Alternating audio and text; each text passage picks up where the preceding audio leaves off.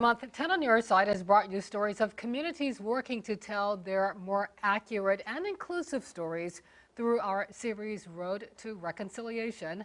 This week, our Kara Dixon takes us on a trip north to uncover how the homes of some of Virginia's most famous are undertaking the task. Yeah, Regina, a number of the founding fathers were from Virginia. They had many great accomplishments which built the bedrock for our country. But they were also slave owners, owning hundreds of people in the brutal and traumatic system. And while there are a few plantations in Virginia, we visited two to find out why they're telling the full history of all that took place there. Welcome to Virginia, the mother of presidents. The Commonwealth's produced the most commander-in-chiefs by any state, with 8 Virginians taking the office. And nestled along the Blue Ridge Mountains stands the homes of 2 of those presidents and founding fathers, James Madison and Thomas Jefferson.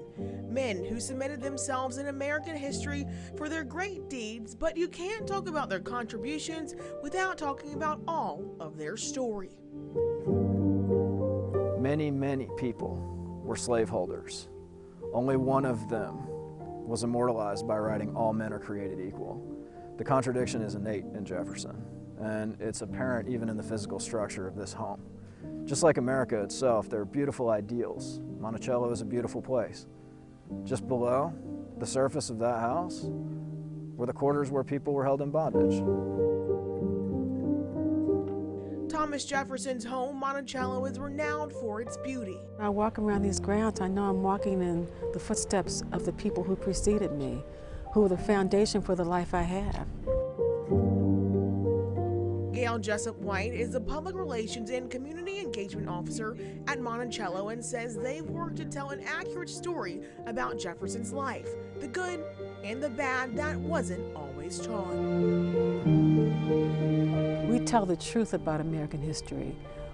We, or at least I call myself a myth buster, and that's some of what we do here. So uncovering or discovering this truth has been part of my journey and part of Monticello's journey as well, to tell a complete story of what happened here on this mountaintop. As the 3rd president of the United States, Thomas Jefferson is known for writing the Declaration of Independence, buying the Louisiana Purchase, the creation of the University of Virginia, and many more accomplishments.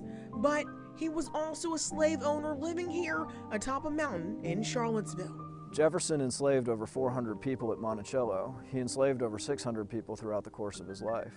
There are literally hundreds of people just at this one plantation whose lives can teach us more about what slavery meant in this country, what Black history means in this country, and that can teach us about so many of the nuances of these realities that are often lost in too much of a simplified version of the past.